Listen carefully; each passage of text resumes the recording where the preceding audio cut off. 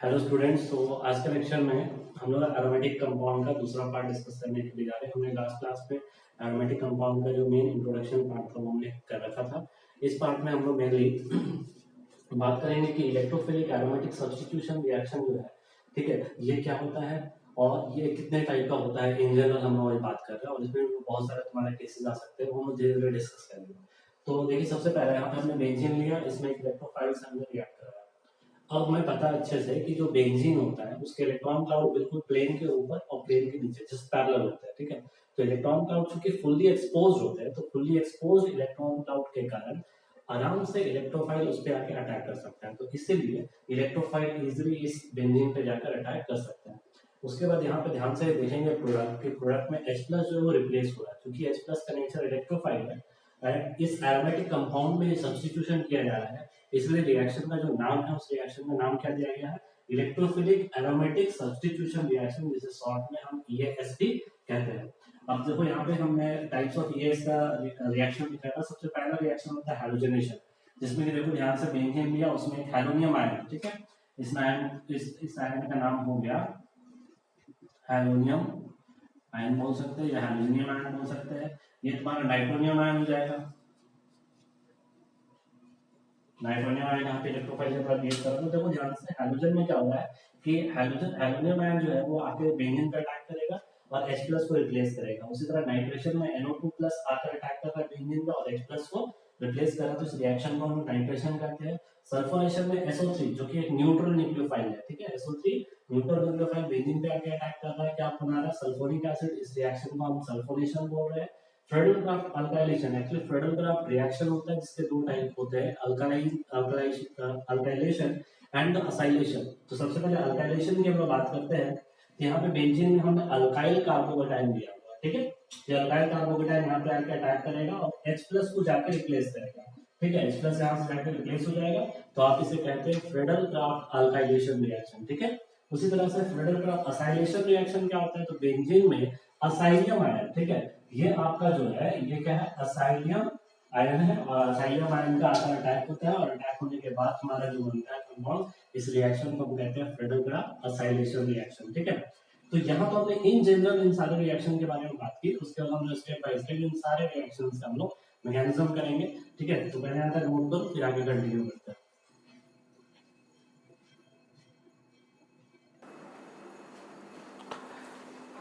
Okay, अब हम लोग बात करते हैं मैकेनिज्म का कि जो इलेक्ट्रोफिलिक एरोमेटिक सब्स्टिट्यूशन है इसका मैकेनिज्म क्या होगा। तो देखो रिएक्शन तो ये है, देखो रिएक्शन जो है जितना भी, जैसे हैलोजेनेशन हमने पढ़ा, नाइट्रेशन पढ़ा, फ्रेडल क्राफ्ट रिएक्शन पढ़ा, ये सल्फोनेशन पढ़ा, ये चारों का मैकेनिज्म बिल्कुल सेम है, सभी का एक ही पैटर्न है। बस वहाँ पे क्या चेंज हो रहा है, तो इलेक्ट्रोफाइल जो वो चेंज हो रहा है, कभी X प्लस है, कभी NO2 प्लस, लेकिन मैकेनिज्म बिल्कुल एकदम सेम तरीके से सब में अप्रोच करना है।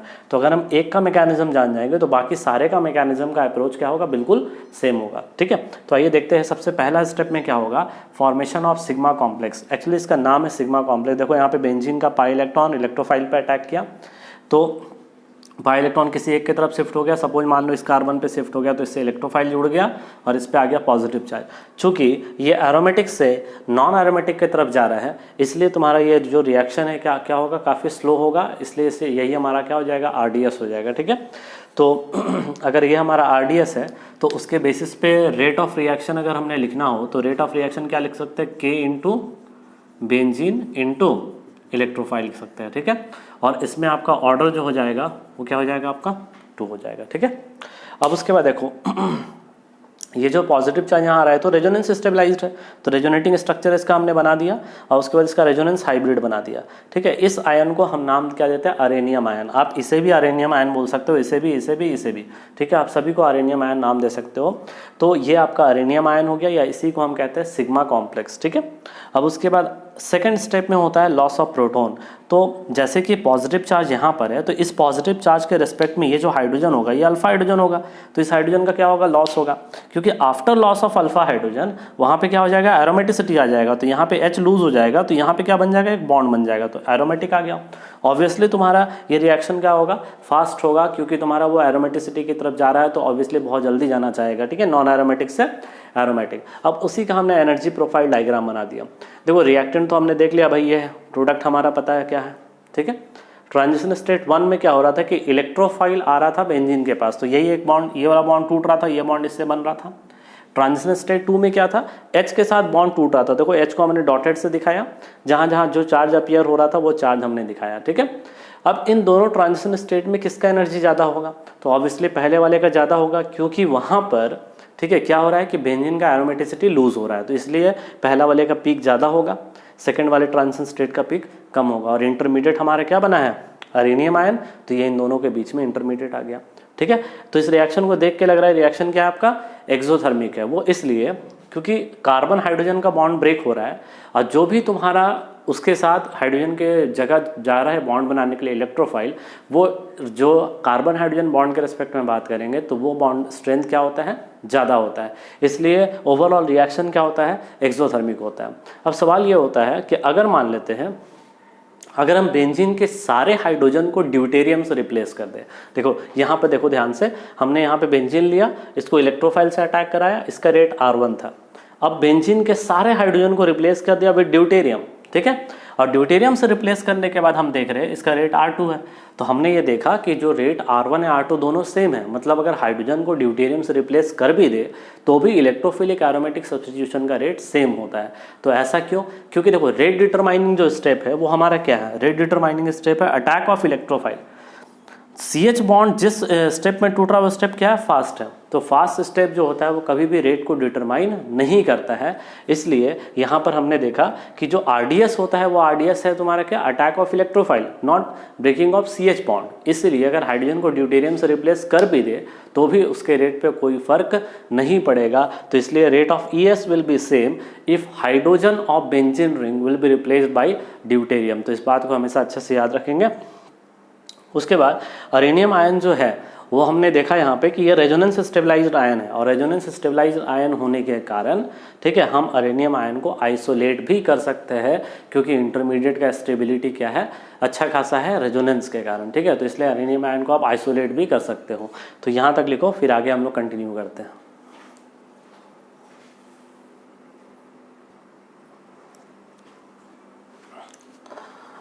ओके अब हम लोग ये पढ़ेंगे कि अगर मान लेते बेंजीन रिंग में कोई अगर सब्स्टिट्यूएंट आ जाए, जैसे अभी तो सिर्फ बेंजीन था, तो इनकमिंग इलेक्ट्रोफाइल जो है वो किसी भी कार्बन पे जाकर अटैच हो सकता था।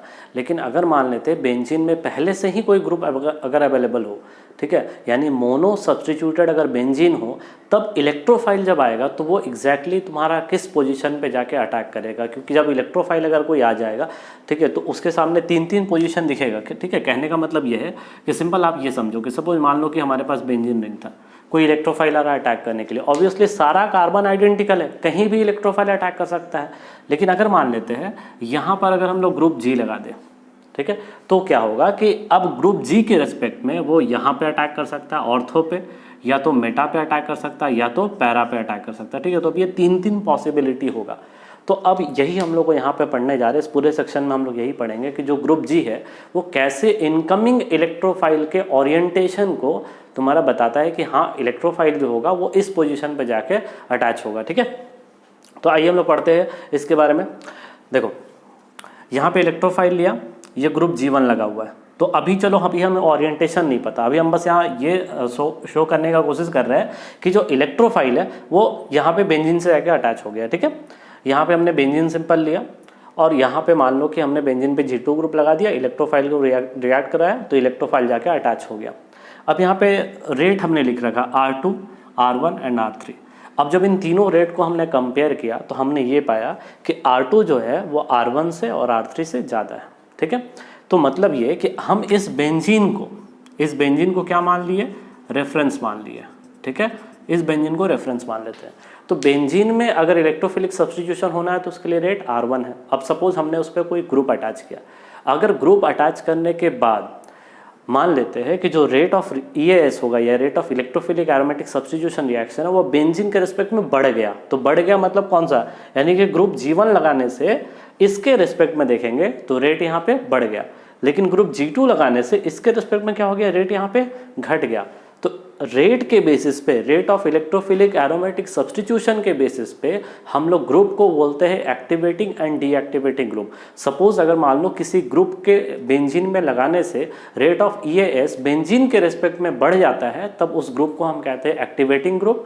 और अगर मान लेते हैं किसी ग्रुप को अगर मान लो आप लगाते हो और लगाने से बेंजीन के रिस्पेक्ट में अगर रेट ऑफ EAS अगर डिक्रीज हो जाता है, तब उसे हम कहते हैं डीएक्टिवेटिंग ग्रुप्स। अब होता क्या है कि जो एक्टिवेटिंग ग्रुप्स होते हैं वो जनरली क्या करते हैं कि जो ग्रुप इलेक्ट्रोफाइल जो आ रहे होते हैं उन्हें या तो ऑर्थो पे बुलाते हैं या तो पैरा पे बुलाते हैं, ठीक है। मतलब जो एक्टिवेटिंग ग्रुप्स हैं वो इलेक्ट्रोफाइल को कहाँ इनकमिंग के लिए अलाउ करते हैं, ऑर्थो एंड पैरा पोजीशन पे। लेकिन अगर हम बात करेंगे डीएक्टिवेटिंग ग्रुप का, तो वो क्या करते हैं कि जो इनकमिंग इलेक्ट्रोफाइल है उसको मेटा पोजीशन पे क्या करते हैं, वहाँ पे अलाउ करते हैं अटैक करने के लिए। इसीलिए इसके बेसिस पे ओरिएंटेशन ऑफ इनकमिंग इलेक्ट्रोफाइल के बेसिस पे हम लोग एक्टिवेटिंग ग्रुप को जनरली ऑर्थो पैरा डायरेक्टर बोलते हैं या ऑर्थो पैरा डायरेक्टिंग ग्रुप्स, क्योंकि ये ऑर्थो एंड पैरा पोजीशन पे आके अटैक कर रहे हैं।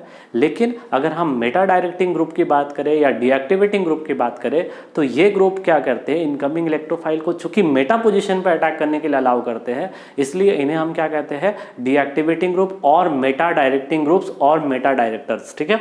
तो मेटा डायरेक्टिंग ग्रुप्स के बारे में अभी हम लोग अगले स्लाइड में पढ़ेंगे। पहले इस स्लाइड में हमने देखो यहाँ पे सारा डेफिनेशन यहाँ पे लिख रखा है एक्टिवेटिंग ग्रुप का, एग्जैक्टली वही डेफिनेशन जो अभी हमने यहाँ पे समझाया कि आप कैसे किसी ग्रुप को एक्टिवेटिंग या डीएक्टिवेटिंग कह सकते हैं। तो एकदम सिंपल सा लॉजिक आपको लगाना है। कहा जा रहा है ये ग्रुप एक्टिवेटिंग है, मतलब अगर इस ग्रुप को बेंजीन में लगाओगे तो बेंजीन के रेस्पेक्ट में जो रेट होगा वो बढ़ जाएगा, किसका, EAS का। और अगर डीएक्टिवेटिंग है तो बेंजीन के रेस्पेक्ट में उसका रेट हो जाएगा, EAS का डिक्रीज हो जाएगा, ठीक है। यहाँ हमने कुछ एग्जाम्पल लिख रखा है एक्टिवेटिंग ग्रुप्स का। तो देखो यहाँ पे स्ट्रांगली एक्टिवेटिंग ग्रुप है ये, ठीक है। ये कुछ स्ट्रांगली एक्टिवेटिंग ग्रुप्स है। अच्छा देखो ध्यान से, इलेक्ट्रोफाइल आना चाह रहा है, अगर बेंजीन रिंग में हमने इलेक्ट्रॉन डोनेटिंग ग्रुप लगा रखा है तो क्या करेगा, इलेक्ट्रॉन डेंसिटी को बेंजीन रिंग में और बढ़ाएगा, तो इलेक्ट्रोफाइल का अटैक और आसान होगा वहाँ पे, ठीक है। तो यानी कि जो इलेक्ट्रॉन डोनेटिंग ग्रुप हमने पढ़ा था mesomeric effect, plus M effect, जो जितने भी प्लस एम ग्रुप्स है, देख लो ध्यान से, सारे प्लस एम ग्रुप है और यहाँ पे plus H, hyper conjugation effect लगाएगा ये, ठीक है। मतलब यहाँ सारे जितने भी ग्रुप्स हमने लिखे वो सारे ग्रुप क्या है, इलेक्ट्रॉन डोनेटिंग ग्रुप, ठीक है। और इनमें जितना भी हमने यहाँ पे एग्जाम्पल लिखा, ये सारा जो है वो कहाँ डायरेक्ट करेगा इलेक्ट्रोफाइल को, आइदर ऑर्थो पोजीशन में और पैरा पोजीशन में। उसमें मेजर माइनर हम लोग डिसाइड करेंगे जब वो हम लोग पढ़ेंगे ओरिएंटेशन तब, ठीक है। तो ये स्ट्रांगली एक्टिवेटिंग है, उसी तरह मॉडरेटली एक्टिवेटिंग है, और ये हमारा वीकली एक्टिवेटिंग ग्रुप्स है। इनका हमने मेसोमेरिक में पढ़ा था ऑर्डर भी, ठीक है। तो वही ऑर्डर यहाँ भी फॉलो करते हैं, उसी ऑर्डर के बेसिस पे हम लोग बात कर सकते हैं, ठीक है। अच्छा देखो यहाँ पे strongly activating and moderately activating में एक चीज़ ध्यान से देखो, यहाँ पे जैसे NH2 है तो N का लोन पेयर जो वो सिर्फ नाइट्रोजन पे है, लेकिन N का लोन पेयर यहाँ पे इधर भी रेजोनेंस में जा सकता है, कार्बन के साथ भी इधर भी रेजोनेंस में जा सकता है और इधर भी रेजोनेंस में जा सकता है। तो चूंकि उसका 2 पॉसिबिलिटी हो गया रेजोनेंस का, इस कारण उसे हम मॉडरेटली एक्टिवेटिंग ग्रुप में हम लोग ने डाल दिया, ठीक है।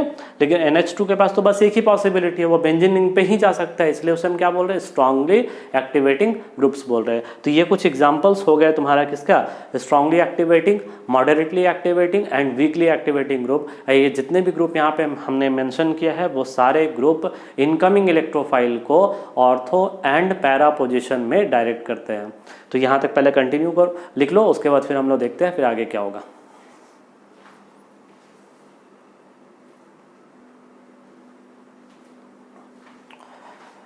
ओके जैसे एक्टिवेटिंग ग्रुप को हमने डिफाइन किया था, एकदम सेम वे में डीएक्टिवेटिंग ग्रुप का भी डेफिनेशन होगा। बस डिफरेंस क्या था ये हमने अब जान लिया एकदम बिल्कुल अच्छे से, कि बेंजीन के रिस्पेक्ट में अगर इलेक्ट्रोफिलिक एरोमेटिक सब्स्टिट्यूशन का रेट अगर किसी ग्रुप ने बढ़ा दिया तो एक्टिवेटिंग ग्रुप, किसी ग्रुप ने घटा दिया तो उसे हम डीएक्टिवेटिंग ग्रुप कहेंगे, ठीक है। तो डीएक्टिवेटिंग ग्रुप जो होते हैं वो जनरली मेटा डायरेक्टिंग ग्रुप्स होते हैं, क्योंकि अगर कोई इलेक्ट्रोफाइल मेटा पे अटैक करता है देन जो इंटरमीडिएट फॉर्म करता है उसकी स्टेबिलिटी ज़्यादा होती है। तो अभी इसका भी हम प्रॉपर मैकेनिज्म से अच्छे से हम लोग क्लियर कर लेंगे उस चीज़ को, ठीक है। अब देखो यहाँ पे हमने कुछ एग्जांपल लिख रखा है, strong deactivating group, moderately deactivating group, उसी तरह वीकली डीएक्टिवेटिंग ग्रुप। देखो स्ट्रॉन्गली डीएक्टिवेटिंग और मॉडरेटली डीएक्टिवेटिंग का एग्जांपल अब ध्यान से देख लो, सारे क्या है -M ग्रुप है।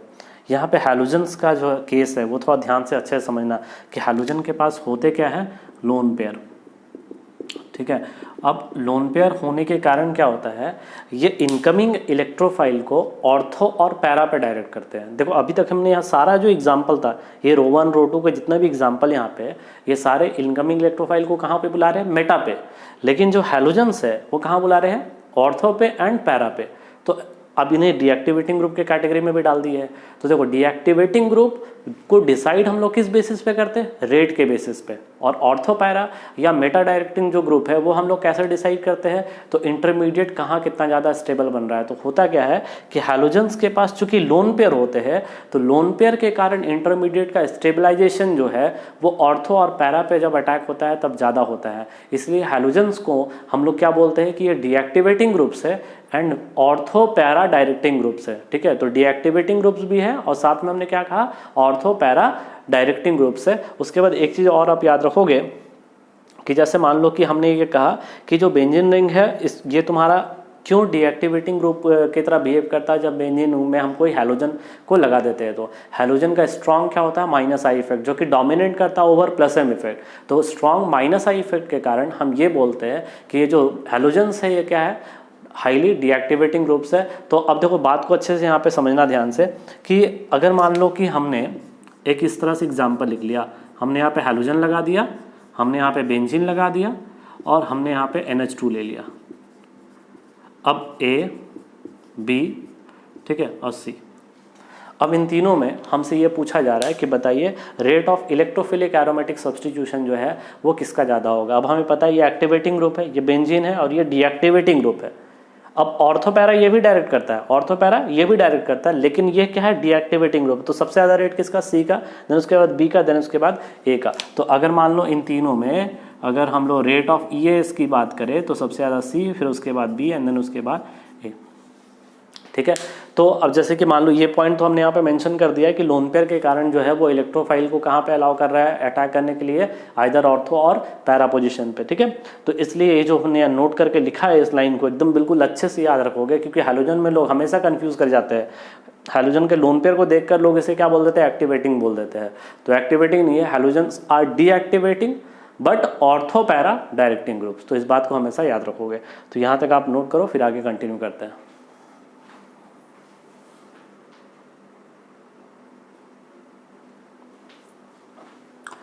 ओके, हम लोग बात करते हैं कि अगर ग्रुप जो है अगर ऑर्थो और पैरा पे अगर मान लो कि जाकर अगर अटैक कर रहा है, सपोज कोई इलेक्ट्रोफाइल है और जो ग्रुप पहले से बेंजीन में लगा हुआ है वो ग्रुप क्या कर रहा है कि या तो ऑर्थो या पैरा पे अलाउ कर रहा है अटैक कर ली। ऐसा क्यों बोलते हैं, इसको हम लोग पूरा अगर मैकेनिज्म से सोचेंगे तो बात अच्छे से क्लियर होगी। देखिए ध्यान से, यहाँ पे NH2 है, ठीक है, तो इलेक्ट्रोफाइल का अटैक किया जा रहा है।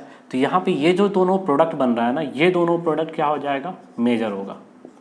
और प्लस जो मेटा वाला बनेगा, ठीक है, NH2 सपोज यहाँ पे और यहाँ पे मेटा पे लगा देते हैं इलेक्ट्रोफाइल, तो ये जो मेटा वाला है ये क्या बनेगा, माइनर में बनेगा।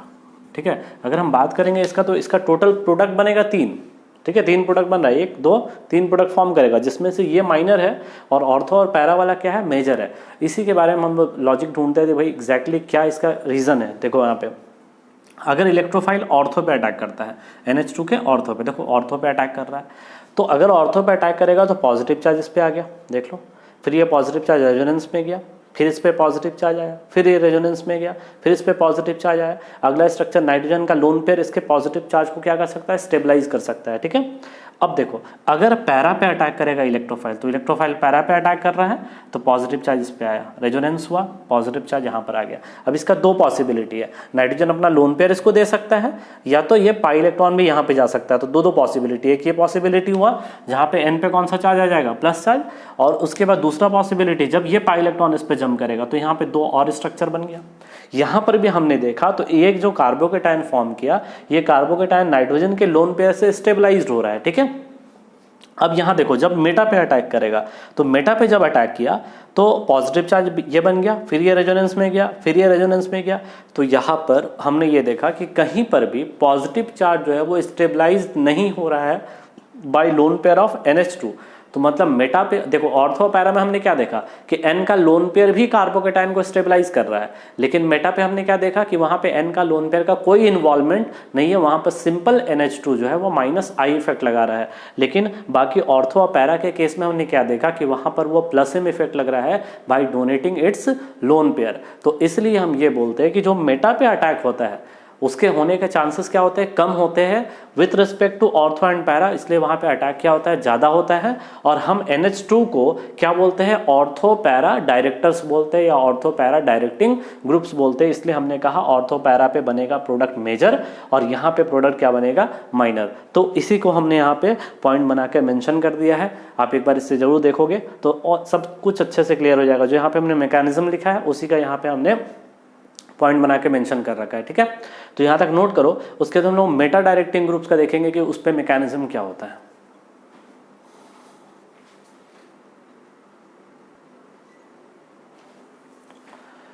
ओके, अब हम लोग मेटा डायरेक्टर्स की बात करेंगे कि इसका मैकेनिज्म क्या होता है। देखो हमने NO2 का बात किया था, NO2 जो था डीएक्टिवेटिंग ग्रुप्स था और इन्हें हम मेटा डायरेक्टिंग ग्रुप्स कहते थे। तो देखो यहाँ पे इलेक्ट्रोफाइल जो अटैक कर रहा है 3 प्रोडक्ट फॉर्म कर रहा है, ऑर्थो पे, मेटा पे एंड पैरा पे, ठीक है।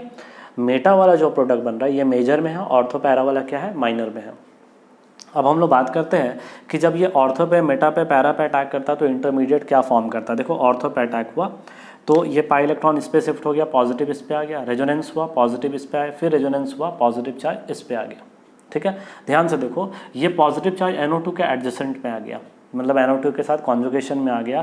तो NO2 क्या है, स्ट्रॉन्ग -M स्ट्रॉन्ग -I लगाएगा तो उस पॉजिटिव चार्ज का स्टेबिलिटी काफ़ी कम होगा, ठीक है। उसी तरह से मेटा पे अगर हम अटैक कराते हैं इलेक्ट्रोफाइल का तो पॉजिटिव चार्ज इस पे आ गया, फिर ये रेजोनेंस हुआ, पॉजिटिव चार्ज इस पे, फिर रेजोनेंस हुआ, पॉजिटिव चार्ज इस पे। तो यहाँ देखा हमने कि NO2 के एडजेसेंट में किसी भी स्ट्रक्चर में पॉजिटिव चार्ज नहीं आया है और चूंकि वो मोस्ट इलेक्ट्रॉन विड्रॉइंग ग्रुप है, ठीक है, इसलिए हम ये कह रहे हैं कि भाई वो जो है वो हाईली स्टेबल इंटरमीडिएट ये तीनों का बना है। देखो नीट के एग्जाम में और 1-2 बार मेंस के एग्जाम में इन इंटरमीडिएट से सवाल पूछा हुआ है, यानी कि ऑप्शन में आपको ये चारों ऑप्शन इस तरह से बना के दे देगा और आपसे पूछेगा मोस्ट स्टेबल इंटरमीडिएट जो है वो कौन बन रहा है। तो यहाँ पे आपको सिंपल देख लो, पॉजिटिव चार्ज है, NO2 का स्ट्रॉन्ग यहाँ पे क्या लग रहा होगा, -I लग रहा होगा, तो जितना दूर होगा उतना ज़्यादा स्टेबल होगा। तो इन तीनों में सबसे स्टेबल इंटरमीडिएट कौन है, ये वाला होगा, ठीक है। उसी तरह से अब देखो अगला पैरा अटैक। पैरा अटैक में क्या हो रहा है कि ये इलेक्ट्रोफाइल जाके पैरा पे अटैक किया तो इलेक्ट्रोफाइल यहाँ पर आ गया। उसके बाद ध्यान से देखो ये पॉजिटिव चार्ज रेजोनेंस में गया तो देखो पॉजिटिव चार्ज यहाँ पे क्या आ गया, एडजेसेंट आ गया, किसके, NO2 के आ गया। अब NO2 के एडजेसेंट में आ गया तो मतलब यहाँ पर भी पॉजिटिव चार्ज क्या हो गया, हाईली अनस्टेबल हो गया।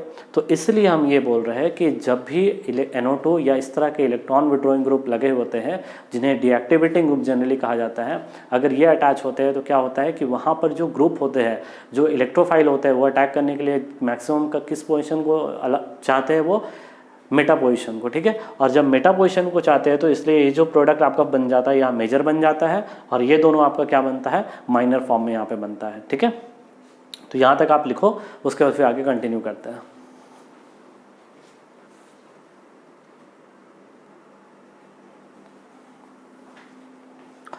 ओके, अब हम लोग ये देखेंगे कि जैसे पहले से ही बेंजीन में 2 ग्रुप लगा हुआ था। जैसे वो सबसे पहले हमने ये देखा कि बेंजीन था, उसमें इलेक्ट्रोफाइल कहाँ अटैक करेगा, तो सारे पोजीशन आइडेंटिकल थे, कहीं भी हमने अटैक करा दिया। उसके बाद बेंजीन में हमने पहले से एक ग्रुप लगा के रखा था, अब वो ग्रुप डिसाइड करेगा कि इनकमिंग इलेक्ट्रोफाइल को आपको ऑर्थो पैरा पे रखना है या मेटा पे रखना है। तो सबके पीछे में अगर हम लोग लॉजिक देखेंगे तो लॉजिक एकदम सेम है। आपको करना क्या है कि इलेक्ट्रोफाइल लगाना है और जो कार्बोकेटाइन बनाना उसका स्टेबिलिटी चेक करना है। उसी के बेसिस पे हमने ये कहा था कि ऑर्थो पैरा डायरेक्टर जो होगा वो क्या करेगा, ऑर्थो पैरा पे अटैक करने के लिए अलाउ करेगा इलेक्ट्रोफाइल को, मेटा डायरेक्टर क्या करेगा, मेटा पे अलाउ करेगा अटैक करने के लिए। इनके पीछे का रीज़न क्या था, इंटरमीडिएट का स्टेबिलिटी। तो सेम लॉजिक है, अगर मान लो पहले से 2 ग्रुप लगा रहे, अब तीसरा इलेक्ट्रोफाइल आना चाह रहा है तो वो इलेक्ट्रोफाइल जो होगा वो कहाँ पर जाएगा, मतलब अब उनका ओरिएंटेशन क्या होगा। तो देखो यहाँ पर हमने क्या कर दिया है कि वो जो इंटरमीडिएट का स्टेबिलिटी है उसको जनरलाइज कर दिया पॉइंट बना के। आप डायरेक्ट पॉइंट याद रखोगे, उसके बेसिस पे आप आराम से यहाँ पे निकाल सकते हो कि इलेक्ट्रोफाइल कहाँ जाएगा विदाउट फॉर्मिंग द इंटरमीडिएट। हम लोग इंटरमीडिएट में अभी नहीं जाएंगे, इसका डिटेल्ड इंटरमीडिएट जो आप बना सकते हो, आप घर पर ट्राई करना सारे इलेक्ट्रोफाइल को। जैसे मैं यहाँ पे कहूँगा कि इलेक्ट्रोफाइल को यहाँ पे लगाना है, आप क्या करो वहाँ पे लगाओ और उसके इंटरमीडिएट का स्टेबिलिटी चेक करना, ठीक है। तो आपको बिल्कुल सेम रिजल्ट मिलेगा जो मैं यहाँ पे बताऊँगा।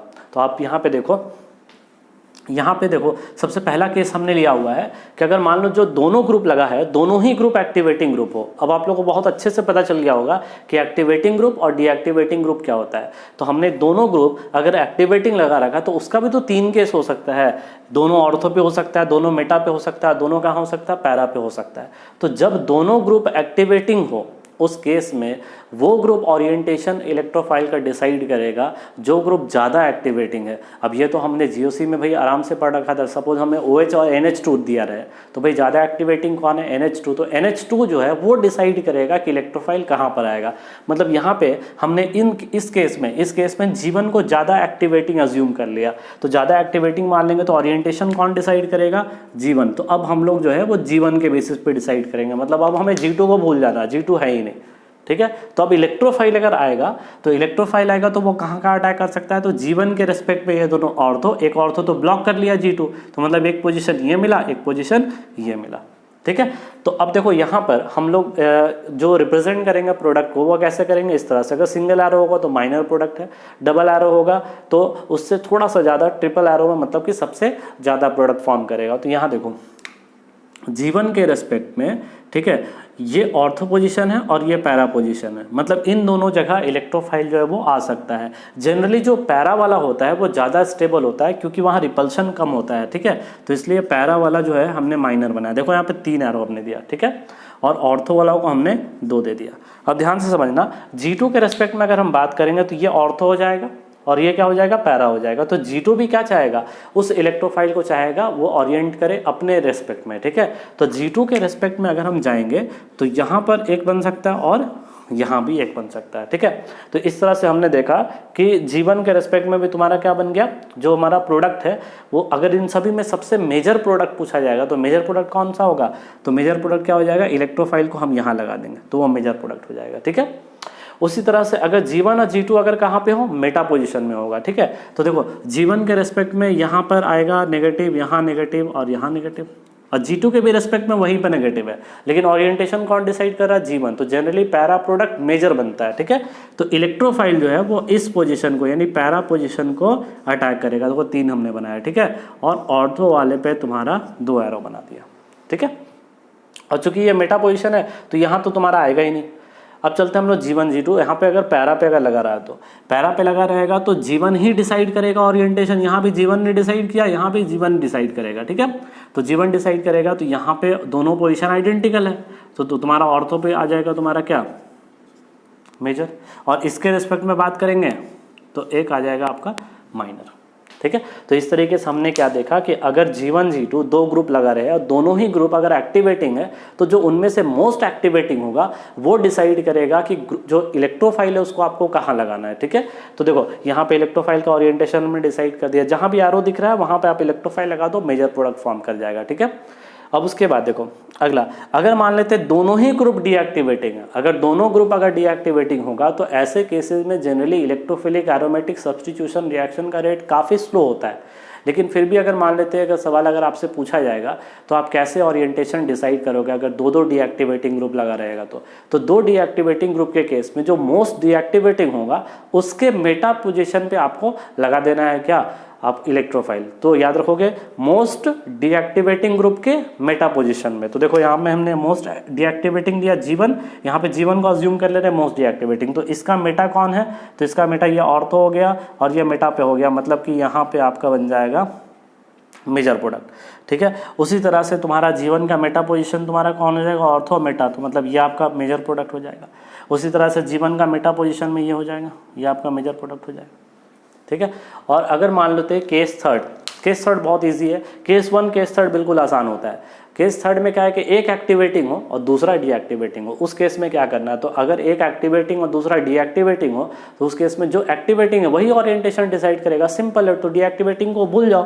तो यहाँ पे सपोज मान लो G1 जो है उसको एक्टिवेटिंग हमने मान रखा है तो G1 डिसाइड करेगा। तो G1 के रिस्पेक्ट में ये ऑर्थो और ये पैरा, तो ये जो पैरा पोजिशन है यहाँ पे सबसे ज़्यादा बनेगा और ऑर्थो पे तुम्हारा कम बनेगा। उसी तरह से G1 G2 तो इसके रिस्पेक्ट में ऑर्थो और पैरा, तो पैरा पे तुम्हारा क्या बनेगा, ज़्यादा बनेगा, ऑर्थो पे तुम्हारा कम बनेगा। उसी तरह G1 G2 तो G1 डिसाइड कर रहा है तो ऑर्थो पे ही सारा प्रोडक्ट बन जाएगा, तो जहाँ मैंने वहाँ पे एरो से इंडिकेशन किया है वो सारा जो एरो से इंडिकेटेड उन जगहों पर क्या अटैक करेगा, इलेक्ट्रोफाइल अटैक करेगा। और देखो इसका लॉजिक देखो, ये तो हमने यहाँ पे रूल बना के लिख दिया, इनके पीछे में लॉजिक एकदम सिंपल है। आपको करना क्या, वहाँ इलेक्ट्रोफाइल अटैक कराओ, इंटरमीडिएट बना के आप चेक कर लो तो ज़्यादा स्टेबल इंटरमीडिएट आपको उसी फॉर्म में मिलेगा जहाँ पर मैं वहाँ पे दिखा रहा हूँ कि हाँ यहाँ पे इलेक्ट्रोफाइल आके अटैक करेगा। तो जैसे हमने देखा था ना ऑर्थो मेटा पैरा का अलग अलग अटैक करा के चेक कर रहे थे, उसी तरह से यहाँ भी अटैक करा के चेक कर लो आप, इंटरमीडिएट उसी वाइज में क्या मिलेगा आपको, स्टेबल मिलेगा। तो यहाँ तक नोट करो। तो देखो अभी तक जो है ना, अभी तक हमने क्या सीखा, अभी तक हम लोग ये सीख रहे हैं कि जो इलेक्ट्रोफाइल है वो एग्जैक्टली किस पोजीशन में जाकर अटैक करेगा। बेंजीन है तो कहीं भी अटैक करा दो, फिर मोनो सब्स्टिट्यूटेड बेंजीन है तो या तो ऑर्थो या तो पैरा या तो मेटा, अगर डाई सब्स्टिट्यूटेड बेंजीन है तो उसका हमने केस देख लिया, ठीक है।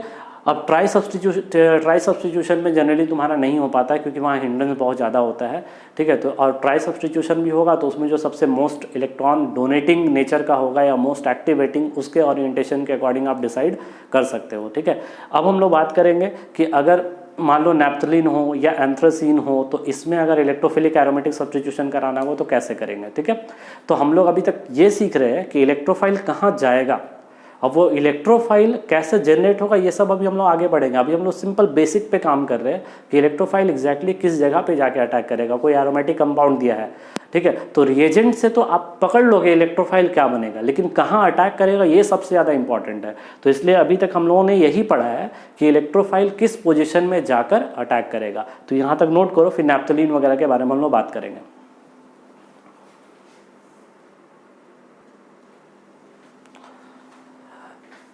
ठीक है, अब हम लोग ये देखेंगे कि इलेक्ट्रोफाइल जो है अदर एरोमेटिक कंपाउंड में कैसे सब्स्टिट्यूट होता है। तो यहाँ पे सबसे पहला हमने एग्जांपल लिया नैप्थलीन का। नैप्थलीन का ये स्ट्रक्चर होता है, इसमें देखो नंबरिंग इस तरीके से होता है, जो कॉमन कार्बन होते हैं उन्हें हम काउंटिंग नहीं करते हैं, तो 1 2 3 4 उसके बाद 5 6 7 8 कॉमन जो कार्बन होंगे दोनों रिंग के लिए उन्हें हम काउंट नहीं करते हैं। तो यहाँ पे जो पोजिशन 1 है उसे हम अल्फा पोजिशन कहते हैं, पोजिशन 2 को कहते हैं बीटा पोजिशन, ठीक है।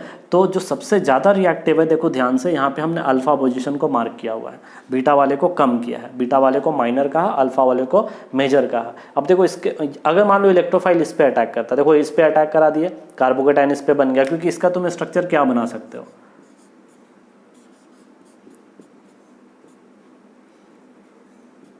ये स्ट्रक्चर है। अब इलेक्ट्रोफाइल अगर इस पे अटैक करेगा, कार्बोकेटाइन इस पे आ जाएगा, तो देखो कार्बोकेटाइन यहाँ आ गया, एक रेजोनेंस हुआ, अगला रेजोनेंस में इसका एरोमेटिसिटी जो है यहाँ पे लूज करेगा, ठीक है। अब इस वाले स्ट्रक्चर में देखो इलेक्ट्रोफाइल जो है वो किस पोजीशन पे अटैक कर रहा है, बीटा वाले पे, तो इस पे अटैक किया तो कार्बोकेटाइन यहाँ पे बन गया। अब अगले ही स्टेप में इसका एरोमेटिसिटी क्या हो गया, लूज हो गया। तो यहाँ एक स्टेप के बाद इसका एरोमेटिसिटी जो दूसरा रिंग है उसका लूज हो रहा है, वहाँ पे पहले स्टेप में ही लूज हो जा रहा है। तो हमने यहाँ पे क्या देखा कि अगर मान लो मैंने ये कहा ये साइड ज़्यादा तुम्हारा जो होगा रिएक्टिव होगा इलेक्ट्रोफिलिक अटैक के लिए, तो उसके पीछे रीज़न यही है कि आप कार्बोकेटाइन बनाओ। आप अगर मान लो मेरे बात को मैं क्या बोल रहा हूँ, जस्टिफाई आप एक बार खुद से करके देखना। आप करना क्या कि आप जैसे वहाँ पे इलेक्ट्रोफाइल का अटैक कराओगे, कार्बोकेटाइन बनाओ and then check the stability, और आप वहाँ पे सिंपल स्टेबिलिटी क्राइटेरिया को लगाकर आराम से बता सकते हो कि कौन सा ज़्यादा रिएक्टिव साइट है। तो मैं यहाँ पे देखो इसलिए मैंने जब स्टार्टिंग में बताया था कि ऑर्थो मेटा पैरा डायरेक्टर में कि कैसे मैंने इंटरमीडिएट फॉर्म किया, उसमें बताया कौन ज़्यादा स्टेबल इंटरमीडिएट है, फिर उसके बेसिस पे डिसाइड किए ऑर्थो पे आएगा, पैरा पे आएगा या मेटा पे आएगा। एकदम सेम वही रीजन वही लॉजिक हर जगह लगाना है हमें, ठीक है। तो मैं यहाँ पे डायरेक्ट आपको बता दे रहा हूँ, आप अगर चाहो तो इसको डायरेक्ट पोजीशन याद कर लो, और नहीं तो फिर एग्जाम वगैरह में आप क्या कर सकते हो, डायरेक्ट आप इलेक्ट्रोफाइल का अटैक कराओ, इंटरमीडिएट बनाओ एंड देन उसके बाद चेक कर लो कि कौन सा ज़्यादा रिएक्टिव साइट होगा। तो टाइम ज़्यादा कंज्यूम ना हो एग्जाम में, इसलिए मैं कहता हूँ कि आप सारे साइट्स को एक बार एकदम अच्छे से ओवरव्यू ले लोगे रिविजन के टाइम पे, अच्छे से याद कर लो कि कौन सा पोजीशन जो है वो ज़्यादा रिएक्टिव है, ठीक है। तो हमने देखा नैप्थलीन में अल्फा एंड बीटा पोजीशन में ज़्यादा रिएक्टिव साइट अल्फा साइट है। अब उसमें भी बहुत सारे केस आ सकते हैं। मान लो कि नैप्थलीन में हमने इलेक्ट्रॉन विड्रॉइंग ग्रुप लगा दिया या इलेक्ट्रॉन डोनेटिंग ग्रुप लगा दिया, तो क्या फर्क पड़ेगा, ठीक है। देखो पहले इलेक्ट्रॉन विड्रॉइंग ग्रुप लगा दिया, याद रखोगे इलेक्ट्रॉन विड्रॉइंग ग्रुप इस वाले बेंजीन रिंग में लगा हुआ, तो कभी भी इस रिंग में तो सब्स्टिट्यूशन होगा नहीं, इलेक्ट्रोफाइल उस रिंग में तो नहीं जाना चाहेगा, क्योंकि उस रिंग से तो अच्छा खासा इलेक्ट्रॉन को खींच रहा होगा वो, तो उसके बगल वाले रिंग में जाएगा कौन, इलेक्ट्रोफाइल। तो उसके बगल वाले रिंग पे जाके अटैक कर रहा, तो कौन सा पोजीशन सबसे ज़्यादा फेवरेबल है, ये दोनों पोजीशन। आप यहाँ पे इलेक्ट्रोफाइल लगाना, चेक करके देख लेना स्टेबिलिटी वहाँ पे ज़्यादा या कम है। उसी तरह के इलेक्ट्रॉन विड्रॉइंग ग्रुप इस पोजीशन में रहेगा, ठीक है, तो फिर ये वाला पोजीशन आपका सबसे ज़्यादा स्टेबल हो जाएगा।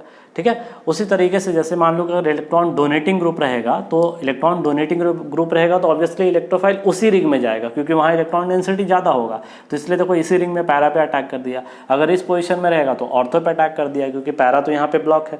ठीक है, आप यहाँ लॉजिक भी लगा सकते हो, इलेक्ट्रॉन विड्रॉइंग के रिस्पेक्ट में ये पोजीशन ऑर्थो हो जाएगा, ये पोजीशन मेटा हो जाएगा, इसलिए यहाँ पे अटैक कर रहा है। ठीक है, सेम यहाँ पे देख लो इलेक्ट्रॉन डोनेटिंग ग्रुप का ये ऑर्थो पोजीशन हो गया और ये पैरा पोजीशन हो गया, इसका ये ऑर्थो हो गया और ये पैरा हो गया, ऐसे भी बना सकते हो उसको। अगर एंथ्रासीन होगा तो ये 9 और 10 पोजीशन, देखो नंबरिंग कैसे किया हमने 1 2 3 4, उसके बाद इस रिंग से चले जाते हैं क्योंकि वहाँ पे जो बीच वाला रिंग है वो दोनों के लिए कॉमन है। ठीक है, तो 5 6 7 8 एंड देन 9 10, तो ये 9 10 पोजीशन जो है ये इक्वली कॉमन है दोनों के लिए। एंथ्रासीन में आपका या तो इलेक्ट्रोफाइल 9 पे अटैक करेगा या तो 10 पे अटैक करेगा, दोनों ही तुम्हारा आइडेंटिकल वहाँ पे पोजीशन है। हालांकि तुम्हारा जो अगर हम बात करेंगे अभी तक के जितने भी क्वेश्चन ऐसे मेंस वगैरह में पूछे हैं तो बहुत कम इस तरह का केस का आता है। हाँ, ये क्वेश्चन एक बार मैंने देखा है, लेकिन ये सब केसेस का जो क्वेश्चन है ये तो अभी तक हमने नहीं देखा, तो इसलिए लेकिन आप फिर भी प्रिपेयर रहो कि इलेक्ट्रोफाइल जो है वो एग्जैक्टली किस पोजिशन को अटैक कर सकता है। इसके लिए आप हमेशा अच्छे समझना, सबका लॉजिक वही है, कार्बोकेटाइन का स्टेबिलिटी। उसके बाद हमारा अगला केस है इन हेट्रोसाइक्लिक एरोमेटिक कंपाउंड, जैसे कि हमने पिरिडीन पढ़ा था, उसी तरह से पायरोल पढ़ा था, थायोफिन पढ़ा था, फ्यूरेन पढ़ा था, तो उनमें किस तरह से सब्स्टिट्यूशन होगा। तो यहाँ देखो अगर पिरिडीन होगा तो नाइट्रोजन को 1 बोल दिए, तो 1 बोल दिए तो 2 3 4 5 6 हो गया। तो होता क्या है कि इसमें 3 और 5 पोजीशन जो होता है वो हाईली रिएक्टिव होता है। ठीक है, इलेक्ट्रोफाइल जो वो या तो 3 पे अटैक करेगा तो 5, दोनों आइडेंटिकल है, तो 3-5 साइड जो होता है मोस्ट रिएक्टिव होता है for electrophilic attack due to the stability of intermediate form. यहाँ पर भी वही लॉजिक है, due to most stable resonating structure, जो कार्बोकेटाइन बनेगा वो हाईली स्टेबल बनेगा। पायरोल, फ्यूरेन एंड थायोफिन की बात करें तो देखो जैसे कि हमारा पायरोल हो गया, ये हमारा क्या हो गया, फ्यूरेन हो गया, ये हमारा क्या हो गया, थायोफिन हो गया। इन सभी में जो 2 पोजीशन होगा, 2 पोजीशन का मतलब क्या है, इसको 1 बोल रहा है, ये 2 3 4 5, उसी तरह से ये 1 2 3 4 5 और ये हमारा 1 2 3 4 5। तो जो 2 पोजीशन है वो हाईली क्या है, रिएक्टिव है for electrophilic side due to the stability of resonating structure, जो वहाँ पे रेजोनेटिंग स्ट्रक्चर बन रहा होगा। तो हमने ये देखा कि पिरिडीन में मोस्ट रिएक्टिव साइड कौन हो गया, नाइट्रोजन के रेस्पेक्ट में 3rd कार्बन।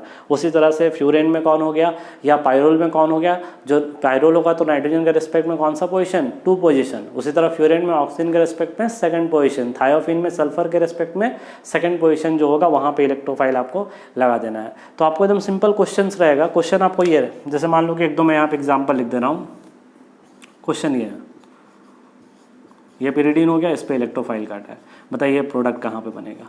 तो बस आपको यही बता देना है, देखो ये 1 हो गया, ये 2 हो गया, 3, तो यहाँ पे इलेक्ट्रोफाइल लग जाएगा, बस आपको यही करना है। ठीक है, तो ये जब तक आपको पोजीशन नहीं पता होगा कि इलेक्ट्रोफाइल कहाँ जाके अटैक करेगा तो आप कैसे बनाओगे, आपको इलेक्ट्रोफाइल तो तुरंत पता चल जाएगा देखकर, क्योंकि 4 से 5 रिएजेंट ही है पूरे एरोमेटिक कंपाउंड में, वही बार बार घूमेगा। जो सबसे इंपॉर्टेंट पार्ट होता है वो यही है कि आप इलेक्ट्रोफाइल को लगाओगे कहाँ पे, ये सबसे ज़्यादा इंपॉर्टेंट है, इसे ही सीखना है। अभी तक के लेक्चर में अभी तक हमने बस इस चीज़ पे सबसे ज़्यादा फोकस किया कि इलेक्ट्रोफाइल किस पोजीशन में जाके अटैक करेगा। उसी तरह से देखो, अगर मान लो एक और क्वेश्चन मैंने यहाँ पे लिखा, सपोज ये नैप्थलीन लिया और नैप्थलीन में हमने यहाँ पे लगा दिया OCH3। अब ये तो इलेक्ट्रॉन क्या है, डोनेटिंग ग्रुप है, अब इसमें इलेक्ट्रोफाइल का अटैक बोल रहा है, भाई कहाँ लगेगा इलेक्ट्रोफाइल बताओ। तो भाई क्लियर है, इलेक्ट्रॉन डोनेटिंग ग्रुप है, इसके पैरा पे इलेक्ट्रोफाइल लगा दो, प्रोडक्ट बन गया।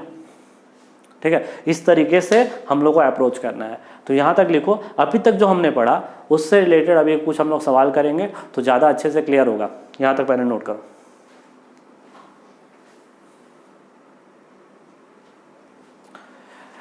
देखिए इस तरीके से कंपाउंड आपको दिया रहेगा, आपसे क्वेश्चन पूछ रहा है कि बताइए most reactive site for the attack of electrophile कौन होगा। ठीक है, तो एकदम सिंपल सा क्वेश्चन है। देखिए CH3 कैसा है, इलेक्ट्रॉन डोनेटिंग ग्रुप, तो इसके रिस्पेक्ट में ऑर्थो पे यहाँ पे अटैक कर सकता है, ऑर्थो पे अटैक कर सकता है और पैरा पे अटैक कर सकता है। उसी तरह से Cl क्या है, डीएक्टिवेटिंग ग्रुप है लेकिन ऑर्थो पैरा डायरेक्टर है, तो देखो ऑर्थो पे अटैक कर सकता है और पैरा पे अटैक कर सकता है। अब देखो एक है इलेक्ट्रॉन डोनेटिंग, एक इलेक्ट्रॉन विड्रॉइंग, तो ये एक्टिवेटिंग हो गया, ये डीएक्टिवेटिंग। डिसाइड कौन करेगा, एक्टिवेटिंग। तो CH3 के रिस्पेक्ट में ऑर्थो पे और कहाँ रहेगा, पैरा पे। ये भी साइट हो सकता है, ये सबसे कम होगा, ये सबसे ज़्यादा होगा और ये उससे कम होगा। OH COH, OH क्या है, एक्टिवेटिंग, तो इसके रिस्पेक्ट में बात करेंगे, तो इसके रिस्पेक्ट में बात करेंगे तो ये तुम्हारा ज़्यादा होगा, ये कम और ये तुम्हारा हो जाएगा सबसे ज़्यादा। ठीक है। उसी तरह से CH3C2H5 दोनों ही डोनेटिंग ग्रुप है, दोनों ही अगर हम बात करेंगे तो दोनों डोनेटिंग ग्रुप है। दोनों में ज़्यादा डोनेटिंग ग्रुप कौन है? CH3, क्योंकि इसके पास 3 अल्फा H है, तो इसके रिस्पेक्ट में यहाँ पर अटैक करेगा। CH3Cl ये एक्टिवेटिंग है, ये डीएक्टिवेटिंग है, तो इसके रिस्पेक्ट में ऑर्थो पे। OH और OCO-CH3 दोनों एक दूसरे के रिस्पेक्ट में कहाँ है? मेटा पे, और दोनों ही तुम्हारा क्या है? एक्टिवेटिंग ग्रुप है, लेकिन ये ज़्यादा एक्टिवेटिंग है, इसके रिस्पेक्ट में ऑर्थो पे और आ जाएगा पैरा पे। तो पैरा पे सबसे ज़्यादा हो जाएगा, ऑर्थो पे कम, और ये दोनों बीच में। देखो यहाँ पे कम होने का रीज़न ये है इस पोजीशन पे कि आपका ये दोनों तरफ से रिपल्शन होगा, ठीक है। पैरा वाला मेजर इसके रिस्पेक्ट में हम लोग कहते हैं, ठीक है, क्योंकि ये ज़्यादा एक्टिवेटिंग है। NH2 ये भी दोनों क्या है? एक्टिवेटिंग है। ज़्यादा एक्टिवेटिंग कौन है? NH2, तो इसके रिस्पेक्ट में पैरा पे सबसे ज़्यादा बनेगा, यहाँ पे सबसे कम, यहाँ पे उससे थोड़ा ज़्यादा। उसी तरह से OH के रिस्पेक्ट में देख लो, इसके रिस्पेक्ट में भी देखो नैप्थलीन था और अल्फा पोजीशन पे यहाँ पे OH लगा हुआ था, इसके रिस्पेक्ट में कहाँ आता था? इस पोजीशन पे। उसी तरह देखो CH3 इसके रिस्पेक्ट में कहाँ आता था? ये दोनों पोजीशन पे, ठीक है। SO3H है, ये कौन सा ग्रुप है? डीएक्टिवेटिंग ग्रुप है, तो डीएक्टिवेटिंग ग्रुप के रिस्पेक्ट में कहाँ लग जाएगा? मेटा पे, ठीक है। ये तो बेंजीन है, कहीं भी लगा दो भाई। ये देखो एंथ्रासीन है, साइड कौन सा हो जाएगा? या तो ये साइड ले लो या तो ये साइड ले लो। देखो पेरिडीन है, पेरिडीन के रिस्पेक्ट में हमने क्या कहा था? 3-5 साइड, तो ये हो गया 1 2 3, तो यानी ये साइड। उसी तरह पायरोल कौन सा पोजीशन? सेकंड पोजीशन, ये 1 2, तो ये सेकंड साइड होगा। सल्फर ये थायोफिन हो गया, तो सेकंड साइड हो गया। सेम यहाँ पे NO2 देखो इलेक्ट्रॉन विड्रॉइंग ग्रुप लगा हुआ है, तो इसके रिस्पेक्ट में तुम्हारा कहाँ पे आता था? इस जगह पे। CH3CCl3 ये एक्टिवेटिंग हो गया, ये डीएक्टिवेटिंग हो गया, ये डिसाइड करेगा इसके रिस्पेक्ट में ऑर्थो पे।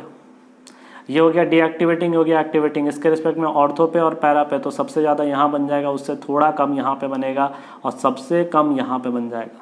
OH-CH3 दोनों ही एक्टिवेटिंग, ज़्यादा एक्टिवेटिंग कौन? OH, तो OH के रिस्पेक्ट में डिसाइड करेंगे। तुम्हारा ऑर्थो हो गया ये पैरा, पैरा पे सबसे ज़्यादा, इन पे थोड़ा सा कम, यहाँ पे उससे थोड़ा ज़्यादा।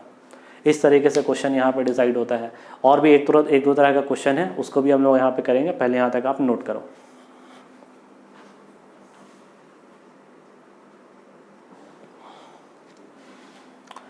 देखिए हमारा अगला जो रिएक्शन है वो ये है कि यहाँ पे कुछ और हम लोग रिएजेंट यहाँ पे लिखे हुए हैं। हमें बताना है कि जो इलेक्ट्रोफाइल है वो सबसे इजीली किस जगह पे जाके अटैक करेगा। तो आइए देखते हैं। यहाँ पे 2 रिंग लगा हुआ बेंजीन से, एक से लगा हुआ है C डबल बॉन्ड O, एक से लगा हुआ ऑक्सीजन। ऑक्सीजन के पास क्या है? Lone pair. C double bond O कौन सा इफेक्ट लगाएगा? डीएक्टिवेटिंग ग्रुप, और ये कौन सा? Activating group. बहुत मतलब ये फेमस क्वेश्चन है तुम्हारे, इससे बहुत सारे क्वेश्चन पूछे गए मेंस में भी और नीट में भी और एडवांस में भी पूछे जाते हैं। तो एकदम सिंपल सा लॉजिक है। ऑक्सीजन जिससे लोन पेयर अटैच है वो इस रिंग से कनेक्टेड है, कार्बन जिससे डबल बॉन्ड अटैच है उससे ये रिंग अटैच है। तो ज़्यादा जो आपको कह सकते हैं इलेक्ट्रोफिलिक के लिए जो सबसे मोस्ट रिएक्टिव साइट होगा वो इधर वाला रिंग होगा, ना कि ये वाला रिंग होगा। तो सबसे पहले वो रिंग का ऑप्शन खत्म हो गया। अब इसके रिस्पेक्ट में ऑर्थो और पैरा, तो पैरा पे ज़्यादा बनेगा, ठीक है। सेम यहाँ पे N के पास लोन पेयर है, यहाँ पे COCH3 क्या हो जाएगा? मोस्ट रिएक्टिव साइट है, तो ये डीएक्टिवेटिंग ग्रुप हो गया। डीएक्टिवेटिंग ग्रुप हो गया तो इसके रिस्पेक्ट में ऑर्थो एंड पैरा पोजिशन, ठीक है। अगला सवाल ये देखो, अब तो ये तो देख के आराम से क्लियर हो गया होगा भाई, CH3 के रिस्पेक्ट में ऑर्थो एंड यहाँ पे पैरा पे, क्योंकि इस रिंग में तो जाएगा नहीं, NO2 लगा हुआ है। अब उसके बाद चलते हैं यहाँ पे देखो, अगला सवाल जो होता है rate of electrophilic aromatic substitution का इंक्रीजिंग रेट हमें बताना है इन चारों में। तो देखिए आसान है, ज़्यादा कुछ नहीं करना। देखिए सबसे पहले हम लोग को सबका इफेक्ट लिख देना है कि कौन सा इफेक्ट लगा रहा है। ये एक्टिवेटिंग ग्रुप है, ये डीएक्टिवेटिंग ग्रुप है और ये एक्टिवेटिंग ग्रुप है, ठीक है। अब CH3 और OH में ज़्यादा एक्टिवेटिंग कौन था? OH था, तो मतलब D सबसे ज़्यादा, D के बाद B एंड B के बाद बेंजीन एंड देन उसके बाद सीधे यहाँ पे ऑप्शन जो हो जाएगा वो क्या हो जाएगा हमारा, ठीक है। इसके लिए D इंक्रीजिंग ऑर्डर पूछा है ना, तो सबसे कम किसका हो गया हमारा? B का हो गया, सबसे कम C का हो गया, ठीक है। तो C का सबसे कम, C से ज़्यादा तुम्हारा किसका हो गया? A वाले का, उससे ज़्यादा किसका हो गया? B वाले का, एंड सबसे ज़्यादा किसका हो गया? D वाले का, ठीक है। सेम अगला क्वेश्चन ये है, OCH3 कैसा है? एक्टिवेटिंग। NO2 कैसा है? डीएक्टिवेटिंग। CH3 कैसा है? Activating group. तो अब इन सभी के रिस्पेक्ट में बात करना है, तो सबसे ज़्यादा किसका हो जाएगा? B वाले का सबसे ज़्यादा, और सबसे कम किसका हो जाएगा? डीएक्टिवेटिंग ग्रुप इसमें लगा हुआ है, यानी कि C का सबसे कम, उसके बाद A, उसके बाद क्या कौन हो जाएगा? इन दोनों में ज़्यादा एक्टिवेटिंग कौन है? ये ज़्यादा एक्टिवेटिंग है, तो कौन सा हो जाएगा? D। उसके बाद क्या हो जाएगा? B। ठीक है, इस तरीके से आप ये 2 सवाल भी अप्रोच करोगे खुद से ही। उसके बाद देखो यहाँ पे बेंजीन है और पिरिडीन है, बेंजीन पिरिडीन में बताना, ये भी एक बार मेंस में क्वेश्चन पूछ चुका है। अब देखिए बेंजीन और पिरिडीन में जो ज़्यादा रिएक्टिव होता है इलेक्ट्रोफिलिक एडिशन के लिए कौन होता है, पिरिडीन, क्योंकि पिरिडीन में क्या प्रेजेंट है, नाइट्रोजन।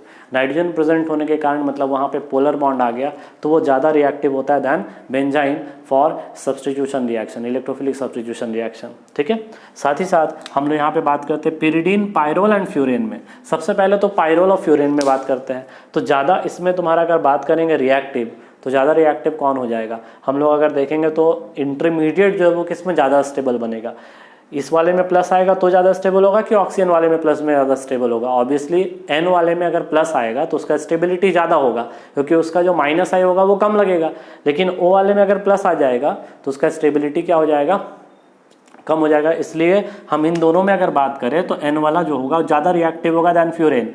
अब बात करते हैं कि पिरिडीन पायरोल में ज़्यादा कौन होगा, तो पिरिडीन क्या है 6 मेंबर और पायरोल क्या 5 मेंबर, ज़्यादा रिएक्टिव कौन होगा, पायरोल वाला। इसलिए अगर हम बात करेंगे इसमें इलेक्ट्रोफिलिक का रेट तो 2 का सबसे ज़्यादा हो जाएगा। उसके बाद तुम्हारा क्या किसका हो जाएगा, फ्यूरेन वाले का 3 एंड देन उसके बाद तुम्हारा हो जाएगा 1 वाले का।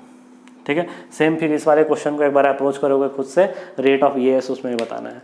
तो अभी तक इस लेक्चर में हमने ये देखा कि कैसे इलेक्ट्रोफाइल जो है उसको किस जगह पे जाके अटैक कराना है। अब इलेक्ट्रोफाइल होता कौन कौन सा है और उसे जनरेट कैसे करते हैं, ये हम लोग अगले लेक्चर से हम लोग पढ़ेंगे।